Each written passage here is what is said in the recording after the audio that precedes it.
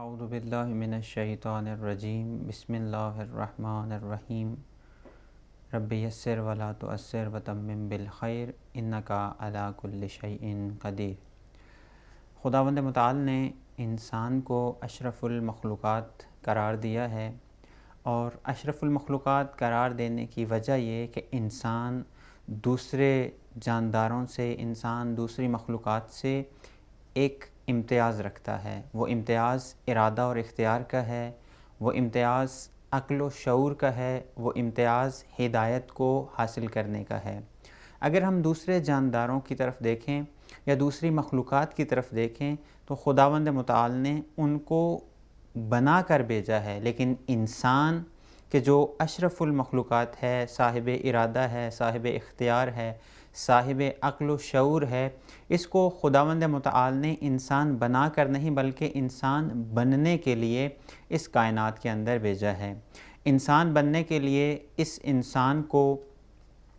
ایک آئین کی ضرورت ہے، ایک ضابطے کی ضرورت ہے، تاکہ اس ضابطے کے اوپر عمل پیرا ہو کر یہ انسان بن سکے اور اس ہدف تک پہنچ سکے کہ جس کا نام خداوند متعال نے لقاء اللہ رکھا ہے۔ اب وہ آئین اور وہ ضابطہ جب تک الہی نہ ہو کبھی بھی انسان خدا تک نہیں پہنچ سکتا، کبھی بھی انسان اس مقام تک نہیں پہنچ سکتا کہ جو مقام خداوند متعال نے قرآن مجید کے اندر انسان کے لیے بیان فرمایا ہے۔ اب اس مقام کو، اس ہدف کو حاصل کرنے کے لیے خداوند متعال نے جو آئین مقرر کیا ہے، اس آئین کا نام اسلام ہے، جو قرآن کی شکل میں رسول اکرم صلی اللہ علیہ وآلہ وسلم نے ہم تک پہنچایا ہے۔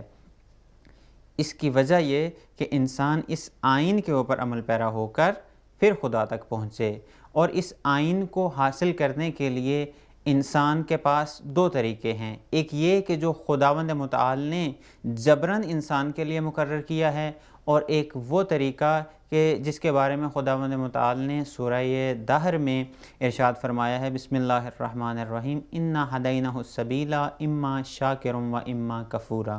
راستے ہم نے دکھا دیے ہیں، چاہے تم شکر گزار بن جاؤ یا نہ شکرے بن جاؤ۔ یعنی خداوند متعال نے ارادہ اور اختیار انسان کے ہاتھ میں دے دیا،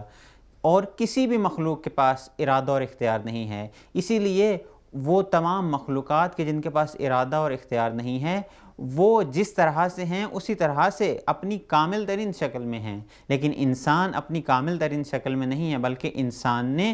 کامل ہونا ہے، انسان نے اس کمال تک پہنچنا ہے، اور اس کمال تک پہنچنے کے لیے جس آئین کی ضرورت ہے وہ آئین اسلام ہے، جس آئین کی ضرورت ہے وہ آئین اہل بیت کی شکل میں ہے، جس آئین کی ضرورت ہے وہ آئین قرآن کی شکل میں ہے۔ تمام مخلوقات کے جو خداوند متعال نے جن کو خلق کیا ہے، ان کی ترتیب دیکھیں تو انسان بہت ہی حساس نقطے کے اوپر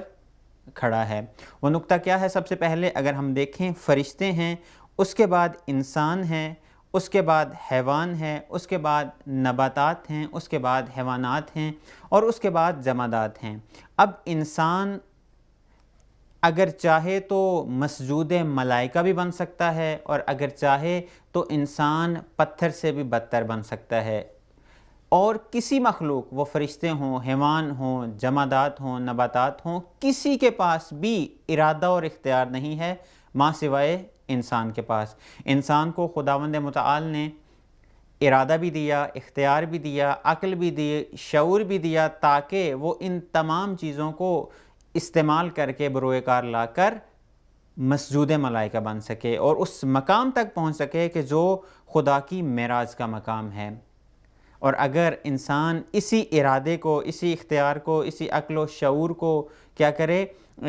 درست طریقے سے استعمال نہ کرے، تو وہ جمادات سے بھی، یعنی پتھروں سے بھی بدتر ہو سکتا ہے۔ اب یہ ارادہ اور اختیار اگر عقل کے تابع ہوں تو انسان معراج تک پہنچ سکتا ہے، معراج کرتا ہے، اور اگر ارادہ اور اختیار غریزے کے تابع ہوں تو پھر انسان پتھروں سے بھی نیچے آ جاتا ہے۔